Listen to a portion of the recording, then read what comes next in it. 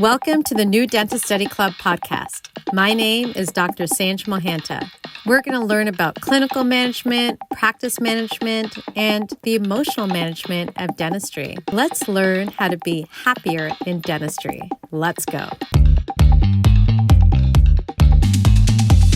Thank you to our sponsors, Altum Dental Lab Group and RDT Dental Lab in Toronto.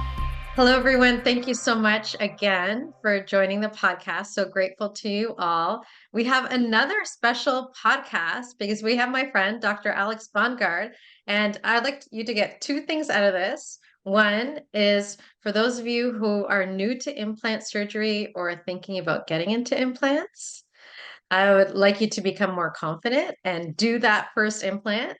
And number two is we're also going to talk about finding mentorship. So those are the two things I want you to get out of this. So Alex Bongard, please tell us about yourself.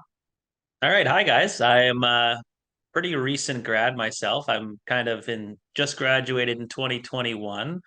Right after I graduated, I kind of joined my father's practice, and we're an implant only facility. For the first year, I kind of just shadowed. I did a lot of prost appointments. I didn't really get into the surgery so much till about a year in, and then since then, I've kind of been doing both. Now, mostly on the surgical side, but still doing a little bit of prost, and I just absolutely love everything about implant dentistry, and I'm just so excited that I get to do this every day. I love that you love what you're doing. So tell us a little bit more about the place where you're doing all these implants. Yeah, so I work at the Chrysalis Dental Centers, and our whole thing is that we do basically strictly immediate implants only, usually with an immediate temporary as well. That's pretty much our go-to is kind of taking a tooth out from someone and giving them an implant with a temporary restoration. Basically, they lose a tooth, they get a tooth back. That's kind of our shtick.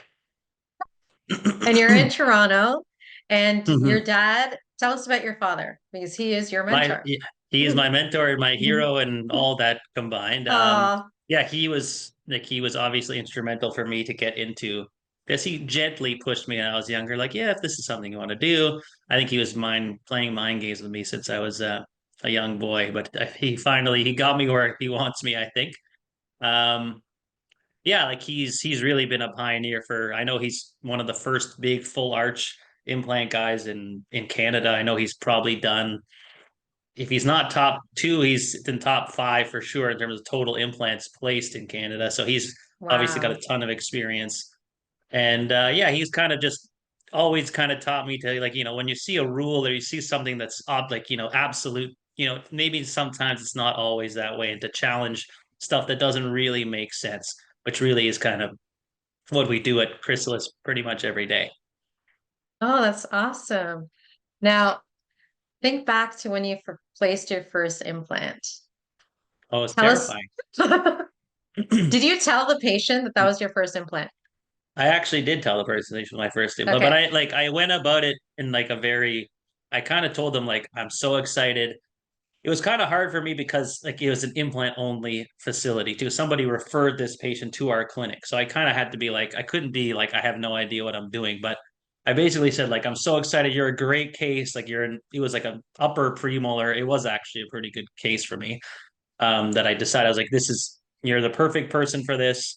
I'm so excited. I'm so ready. And they were just on my team the whole time. And the stress level for that appointment, I was like so stressed going in. And then as soon as I told them, I was like, oh, everything just came way down because they were on my side. They were like, "Oh yeah, you got it. Like Oh, good. They're cheering everything's you good." on. Hmm. So do you recommend that if it's our first time doing a procedure that we tell a patient that? Absolutely, I think you should. Okay. It's just like you're gonna be so worried about everything, like about that procedure. You don't need the added stress of the patient. Like you have to pretending in front of the patient. Like if you tell them it's your first time, you go on YouTube in the back, they understand. Like, oh yeah, it's his first time. You can go to YouTube quickly and see what you have to do. It's not such a big deal. As opposed to if you told them you do this all the time and all of a sudden you're scrambling and then you're Yeah, just gonna you're not gonna enjoy yourself very much. I totally agree with you because the patient can tell. They can tell by your age, or like you said, they could tell that you're scrambling, or even when things aren't going well, they can tell how stressed you are, that your Mhm. assistant's grabbing every instrument. And so sometimes it's best to say like, hey, things are taking longer than I expected. Are you okay? Do you need a break? We got you. We're going to make this work out. And then all of a sudden, like you said, the stress level decreases Hmm. because the patient knows something's up. So just call it out, Yeah. whether Yeah. it's And your they first feed off time of or your things aren't energy. going well. Yeah, for sure. They feel like if you're freaking out, they're gonna sense that. Like you have to do your best to stay even when like things are not going well. Like I just tell them like, like it's taking a little more time than I thought, but like I Yeah, know what to do. I'm very trained for this. Like good. this is what to this is, it might take a little extra time, but I'm gonna get you there. And 99% of the time I can do it. So there's very few like and even then it's like when I can't do it, they know I've been trying for like if I Good. can't get an implant that's tight, it's usually like there's three or four on the tray already that I couldn't get, and like they know I tried really hard. So even at the end, even on those rare cases that I can't get anything, they're not generally upset with me. They're like, "All right, you did your best." Like Oh, stuff that's happens. good. That's Mhm. I good. think I it love was your as I new, love the communication you have with them. yeah. I think as new docs, like I think we all want to only be positive. Like I think we're very worried about like especially that we don't want them to think we're inexperienced and young. We Hmm. only want to say like we're great, and then when bad stuff happens, we kind of try to hide it as opposed to just like embracing it head on. And I don't think that's the right move. I think that's only going to make you not want to do those more complex stuff as Yeah, you progress in your career. You're gonna be like, well, I don't want to seem like I don't know. Everybody has to start somewhere, right? Like exactly. Yeah. everybody's got to start somewhere, and you eventually will just keep repetition and keep trying and you'll get better at it. It just you got to go. You can't always just take the CE courses. Eventually, you got to Yeah, jump it's in and true. do It's your true. first case. And some of the patients like it. They're like, I'm your first, Oh yeah, there's still people in Chrisless waiting room who are still saying they're Dr. Bongards. I was his first arch. I was his. Oh, I'm sure they can't all be. They can't all be right. So I think he really used that a lot in the first few months of his career. He was like, "You're my first." I think that they was love it. that was his line. Yeah. That was his line, And like, "You're my first patient," and they're all like, "I was." So I'm like, "Are you sure? Okay, if you say so, I'm not going to argue with you." Sounds good. and then you mentioned getting stressed out when things aren't going well. What do you Mhm. do in the operatory at the moment? How do you decrease your stress? Like for me, like I guess I'm very privileged that like we are kind of told like just our office models like do absolutely everything you can to deliver for that patient. It's not like I have Okay. to. I know in some, I not every office is going to be have the ability to grab six implants and try six different implants until one works. I get that, but as long as like communicating, they know that you did your best. Like that's really all you can do. Like I don't. I used to get pretty stressed out when that happened, but now it's just like I tell them like a lot of the times they go really smooth. Sometimes 10% or 15% of the time it's a little bit more of a struggle, but we'll get you there. Okay.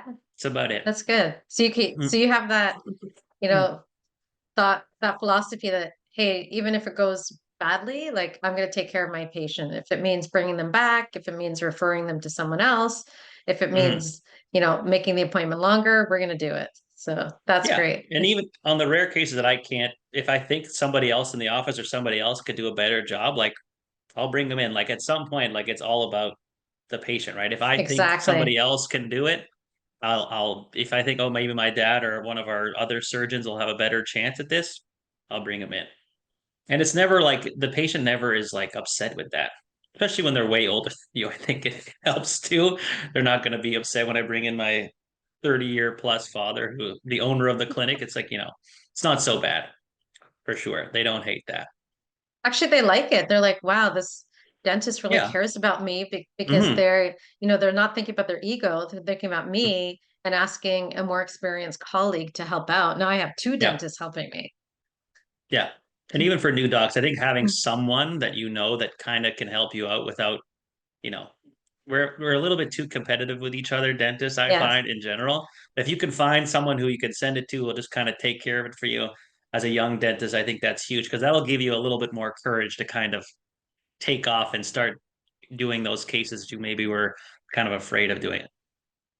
So you touched upon mentorship. Like you're lucky that your father's your mentor. How do you suggest other people get mentorship? It's a good question. I mean, trying to just network as much as possible. Like I know, like you are associated with a lot of awesome, like clinicians who know what they're doing and just trying like and actually genuinely want to help young dentists, which is why your Yes. club is so amazing. So like finding someone like that, like not so much on like trying to like tips to save you money and to how to like Yeah. shortcut your patients, more for like who's gonna do the best and treat my patients the best. Find them, find people like find uh docs who like patients rave about being like super patient centered and super friendly and always honest with people. Like that's who you should be looking for. Obviously, being skilled is good too, but someone who like knowing how to communicate with patients is just like so vital for just your love of dentistry, I think, and your stress levels too. Just like Yeah. knowing when to give it to somebody and knowing when to just how to talk to them and realizing that dentistry is not a perfect science and you shouldn't always think that everything's always going to work, and you'll be a lot happier in your career, I think.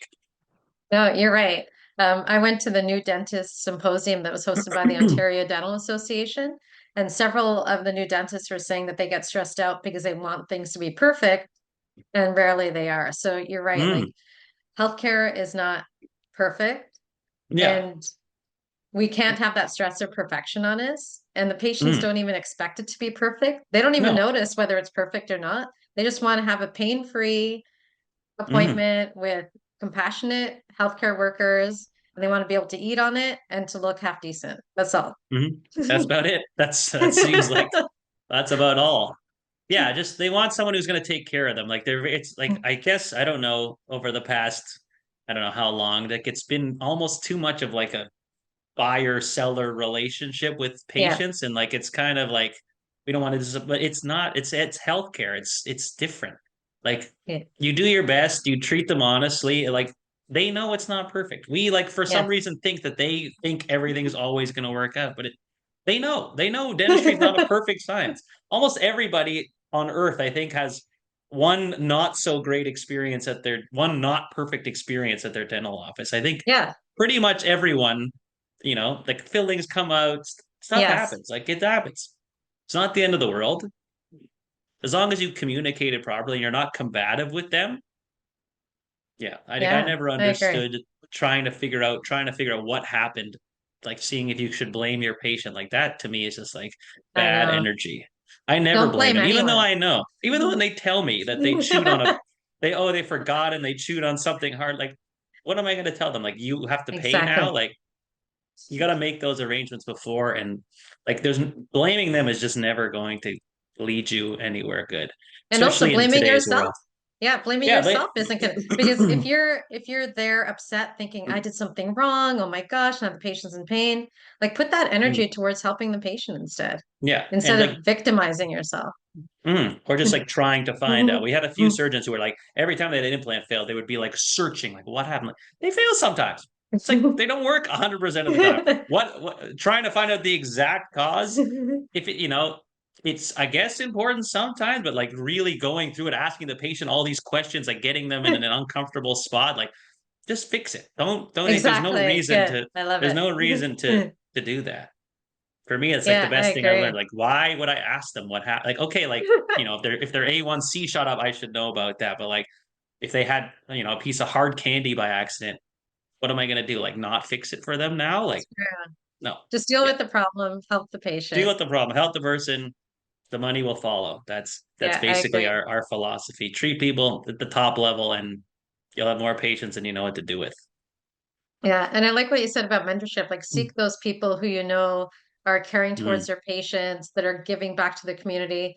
Because if you DM them on Instagram, they will answer you. So you They'll don't have to answer. have like one mentor that's going to Hmm. be, behind you every single day, cheering you on and giving you support. You can have 10 mentors.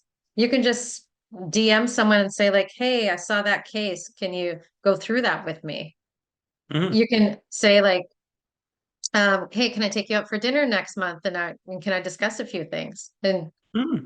And also you have to ask for mentorship. Like if you're working in an Yeah. office with other dentists, you have to go and ask them and say things like, can you review this case with me?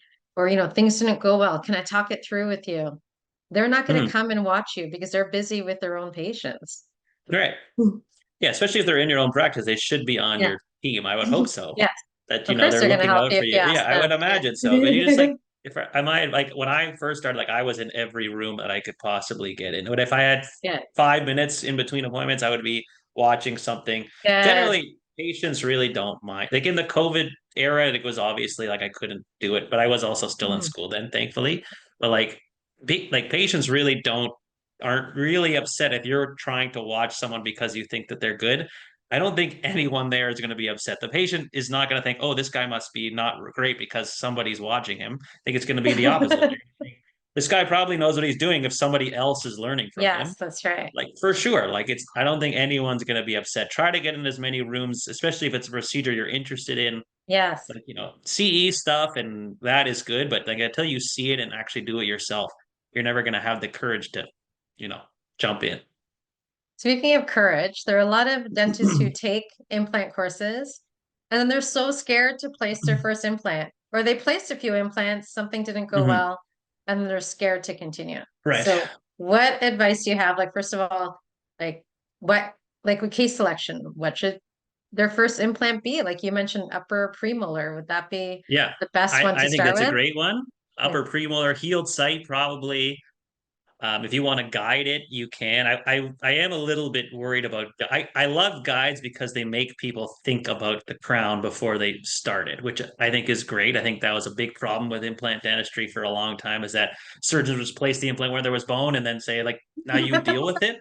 So I like guides that, at least there's that. But I think you need, just in case, technology is great and it's really coming a long way, but in case the technology isn't perfect when you need it to be, I think you need to have some freehand skills to be able to kind of, you don't want to abort a procedure because the guide doesn't fit. You don't want to send the patient home like that. That doesn't look good on you or anybody. Um, but for in terms of just case, I think a upper premolar would be a good idea. Healed site at first, even for an Okay. immediate case, if you want to do your first immediate, upper fives usually only have one root.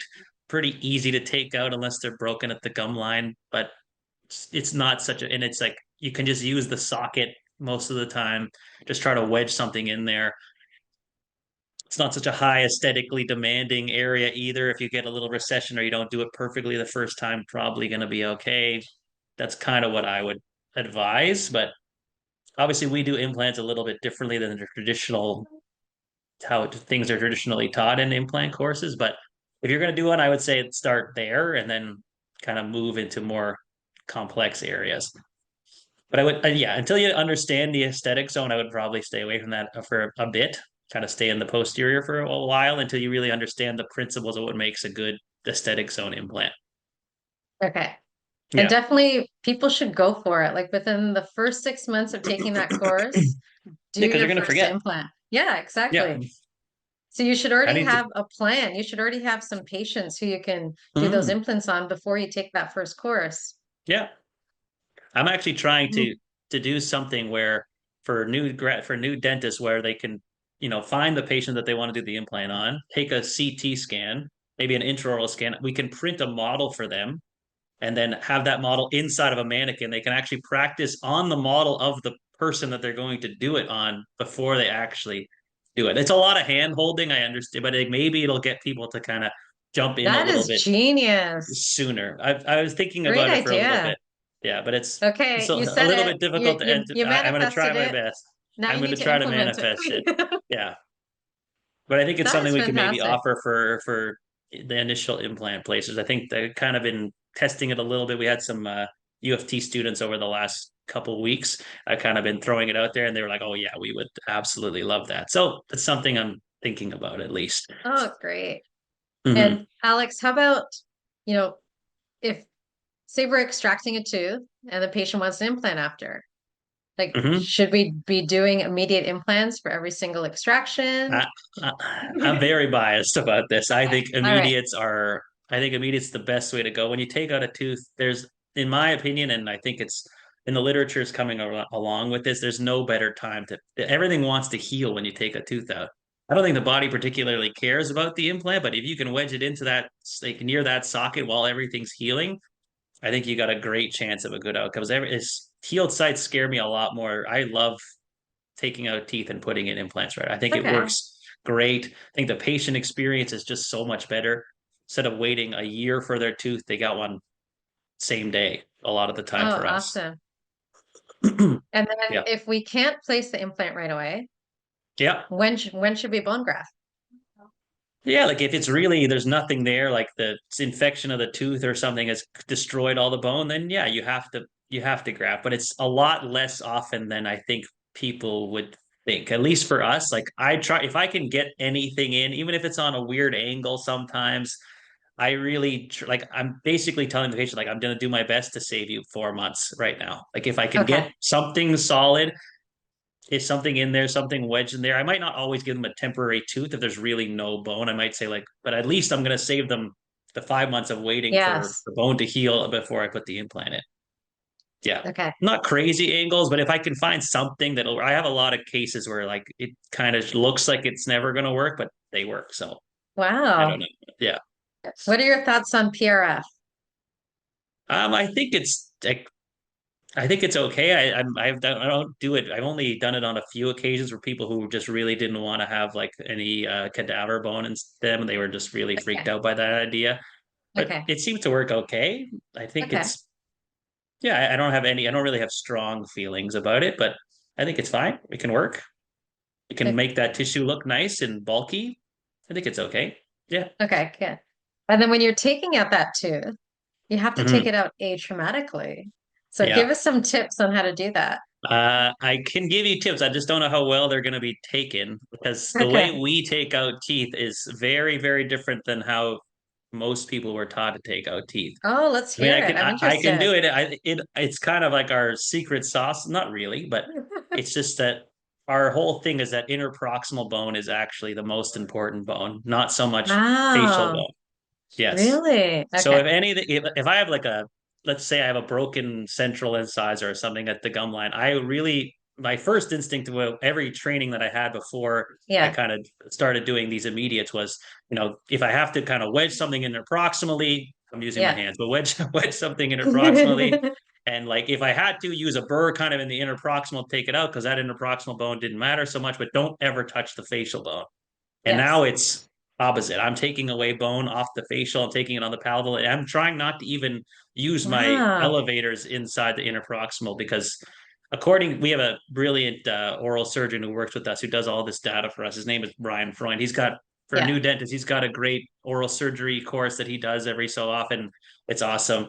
And he kind of showed us that like all the blood supply for that tooth is in the interproximal, like coronal third of the interproximal bone is where a lot of the blood supply for that zenith, the papilla, is all kind of fed through that interproximal bone.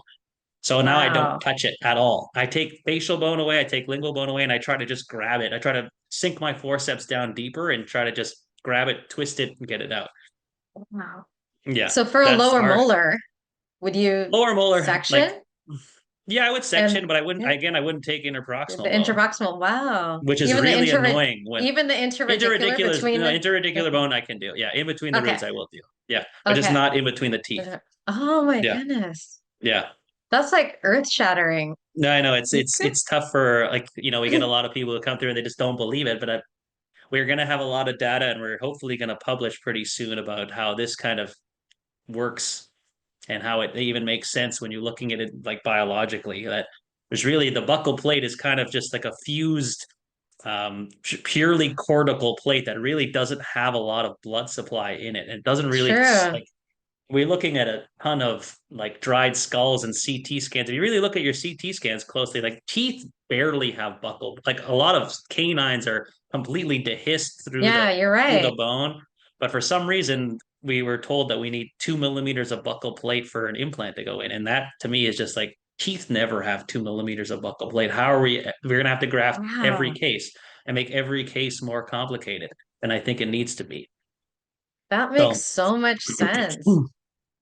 Wow. yeah, I mean it's definitely not completely fully accepted yet, but I think our goal is to kind of push it there, just like an easier, less complex way of delivering really great aesthetics for anywhere in the mouth, but especially in the aesthetic zone. Okay. And then Hmm. why is it that sometimes implants just fall out? What's with that? They don't work. They don't work 100% of the. Sometimes, like again, people are like, "How did this happen?" The body rejects them. Sometimes it's the same as it's the same as like hip and knee replacement. That's what I tell my patients almost every time. Like they work a lot of the That's a time, but good like a hip or a knee analogy. replacement, sometimes the body rejects it. We don't really know why. We always think of something. This is why it happened, but is that really the reason? No one can actually prove with that patient smoked 12 cigarettes and that's why their implant failed. Maybe, but we also have a lot of patients who smoke 12 cigarettes and their implants didn't fail. So, Wow. it's not, yeah. So I just say it happens sometimes, we'll fix it. And I think that's also a big thing in our office is that we don't make failures such a big deal. We don't even call Mm. them failures. We call them revisions. That's what the Oh, I orthopedic like guys call that. them. So we don't even call them failures. And for me, like replacing an implant, if I'm going to use the same like osteotomy, it takes 10 minutes, 15 minutes maybe. Take out the old one, clean it up, make sure all the granulation and stuff is out, and put in a wider one or a longer one to grab a little bit Yeah. more bone and send them on their way. Maybe I won't put a temp on it again. Maybe I would play it a little bit more conservative. But if I got it tight, I would probably put a temp on again, especially if it was in the front. Wow. In the Wow. back, I might be a little bit more conservative, but people don't want to wear flippers. They really Yeah. don't. Yeah, Oh, I like that revision instead of failures yeah, because then you're grabbing onto that word too and you start thinking, well, I'm a failure. It's not just the implant's a yeah. failure. Yeah, It so don't you happens. It there's happens very all the time. negative language. Yeah. Yeah. And I think it's just in dental office, every dental office I've been in, except for ours, it's like everyone in the office is like grabbing their head when they see like when an implant's coming, like, oh, like that implant didn't work. Like, guys, it happens. Like, just tell the patient you're going to take care of it. That's all they really care about. They're not nearly as wound up as they think as we think that they are. They really just want to know that they know it's not perfect. They just want to know that you're going to take care of it for them. That's it. So tell us about your informed consent. Do you tell them beforehand, like, hey, there's this amount percent chance that it might fail, and if it does, like, who bears the cost? Like, what? Yes. Tell us about So what you say. for us, I tell them we warranty our implants for 5 years. Anything that happens in the first five Wow. years, I'm going to fix it 100%. And then like I kind of we could use this language. I've been using it a little bit more recently, and I think it really gets them to kind of trust you. Like basically, I say I'm only going to make my margin on you one time. Like I'm going to charge you like a fair fee, but I'm really only going to make our usual margin on you once. If anything happens to this tooth, even if it's after 5 years, I'm never going to charge you the same. I'm just going to charge you to cover some of our costs, and like Mm, that's all. And they love that message. It's just that's like great customer it's a service. real world thing. Like I'm not trying to like be like unreasonably for either side. I'm just saying like Yes. I'm going to take care of you. And they being a young dentist, I'd say I'm going to be around for a long time. I'm not going anywhere. I'm going Yes. to take care of you. Like that's a good thing that you can say when you're a new dentist. You Yeah. can say, "Hey, I'm Actually, going to that's be here. true. I'm not going anywhere. Like I'm going to take care of you, and like I'm always going to give you that." And they love that message. And do you tell them like what percent, implants fail, the success rate of Yeah, implants? I tell them probably a little more than the actual number because it's hard Okay. for my dad's really, and he gave me this amazing ratio to use the 85 Yeah. 15 because it's the best Okay. thing ever. I don't know if you've ever heard of it. Anything in dentistry, you should say 85 15. No matter what the question is it going to hurt? 85% of my patients say it's going to hurt, 15 don't. Is it going to last? 85% of the time, it's going to last, 15, it doesn't go. Like for me, I kind of grab this. Patients can't really understand like, oh, there's a failure rate of 4 or 5%. They don't they hear it's gonna work. It's 100. So Okay. I kind of sometimes say 90 to 95, 85 to 95. I kind of try to, even though it's actually our data is about 5 point or maybe even just 6% about because we treat everybody and we immediately load pretty much everything. Um, so even then, I kind of try to make it like a more feasible number. I used to say 1 in 20 because I feel like that's actually like more, you can actually grasp 1 in 20 more than you can Yes. grasp 95%. So I Yes. started to do that a little bit more. Okay. And I just always want to be covered if something happens. I'm always thinking, like, what am I going to do? How am I going to fix this? Even when I'm placing that first implant, if I don't have to use something big or long, like I want to give myself room, even though it's probably going to work, but I always want to Hmm. have somewhere to go if it doesn't work. That's good. Yeah, that's what that's definitely the difference between my first and second year. The first year I was like, just get the damn implant in somehow, get it tight. Now I'm like thinking like, okay, let's try to make the most conservative choice we can. So if something happens, I have somewhere I can go. Oh, I There's love still that. there's still some cases where like I only really have one chance and it's now, and Yes. those are always with just like there's no bone. If this doesn't work, I don't have anywhere else to go. But those are when you plan for it and you can kind of see, if you get as long as I can get it tight, I'll try to keep it as conservative as I can with my choice, Wow. just so I can always think about, is there going to be a time where I might have to replace this and what am I going to do? Alex, that was that was a fantastic episode. I learned so much from you. First of all, when I do my next extraction, I'm going to stay away from the Yeah. intraproximal. And Yeah, the other stay thing away from is, the interproximal. I love all It's the the gold what mine. it's true. It's That's the where the gold blood mine. is. That's where all the blood is. That's it. And that's our, also like no flapping too is our big thing. We do not Oh, do a lot of flaps.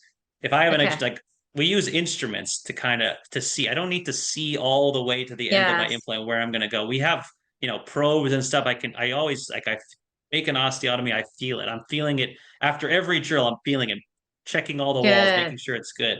So I don't have to flap so much. And that's it. Like there's really only three sources of blood supply. There's the PDL, like in that Mhm. area, which we scrape out when we take out a tooth. And I think that's probably still for the most part. You don't want to leave in granulation or infective tissue in Yes. there. So it's kind of hard to avoid not getting rid of that one.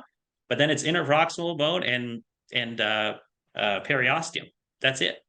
That's the Mm. only three that we got. And I'd rather keep two of those. If I don't touch interproximal bone and I don't reflect a flap, I got two of those three still good. And Yeah. that's how we've been able to treat sicker people and still getting pretty good results because I think we leave blood supply on more than most do. Wow. I learned so much from you, Alex. Oh, I This has been appreciate it. Thank you so fantastic. much. I want to learn a little bit more because I want to know your advice as to what resources we should use for implants, for extractions, what websites, books, people, what do you, who do you Yeah. use? What do you use? For me, I'm always trying to find just people who do a lot. Like Okay. websites and books are good, and I think we kind of get as a we try to we're very we're very science oriented people, and we really want to read and make sure everything is kind of Yeah. kosher. But I think people who do a lot of something are the most valuable Okay. resource that you can have. So that for me it was just my dad. I would just be asking him, Yeah. being annoying him nonstop for the first year, like just asking him constantly tons of questions. And we have a lot of really amazing faculty who, on the restorative end, I'm like bothering Terry, our lab guy, who restored a gazillion crowns, and John Zarb, it's a great prosthodontist, also just Yeah. thinking about pros stuff. It's just, find people who do a lot and who are generally, pretty well respected, and they seem to know what they're doing more than I know. We all want to find books and YouTube videos, but just the Instagram stuff, like a lot of it is good, but a lot of it is also not necessarily real and just kind of clickbait stuff. So I would just be careful with that stuff a Okay. little bit too. Yeah. And if someone's interested in taking an implant course, which one would you recommend? Not going for our implant courses. I think trying to get like GD mentors is a great one just to get your hours in, just to get and they kind of do a nice job with just like kind of going through everything that exists now and kind of giving you a good solid foundational knowledge for your implant career. So I would Yeah, probably that's start with one of global. those. Yeah, global Global dental dental, yeah. mentorship and So they have, Genesis, of course, has yeah, great we do. courses. We do it. We once I think taking like they're going to give you like the foundations, and then once you kind of want to advance a little bit more into the immediate, a little bit more complex stuff, I think that's where we kind of step in a little bit better.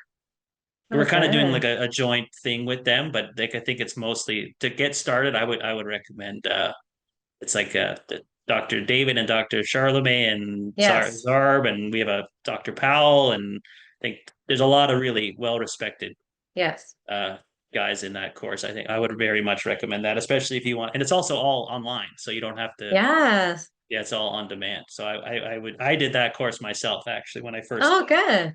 Yeah, it's great. Okay. So If check you out go. Global Dental Mentorship, Yeah. Genesis Continuing Dental Education, and Hmm. also check out Alex online. What's your Instagram account? Oh, my Instagram is Bongard underscore implantology. There's not too many Bongards though, so I think if you just type Bongard, I think you'll probably find me pretty fast. But yeah, Bongard underscore implantology, and I try to post mostly just like stuff that no one thinks will work that ends up working, and just trying to. Also, I just post a lot of the stuff where we don't do very much and we get great results, kind of showing that it's not always as scary as some people make it out to be, and nor as complicated a lot of the time. That we try to sometimes make it a little bit more complicated than it needs to be. Thank you so much, Alex. Your dad, Stephen, mentored you, and now you're mentoring us. So we appreciate it. Oh, thank you so much for having me. I really had a great time. And thank you to everyone for listening. Stay tuned for the next episode. This podcast is sponsored by RDT Dental Laboratory, your full-service dental lab in Toronto. RDT Dental Lab will help you grow your practice through education, predictable restorations, and high attention to your clinical needs and patient experience.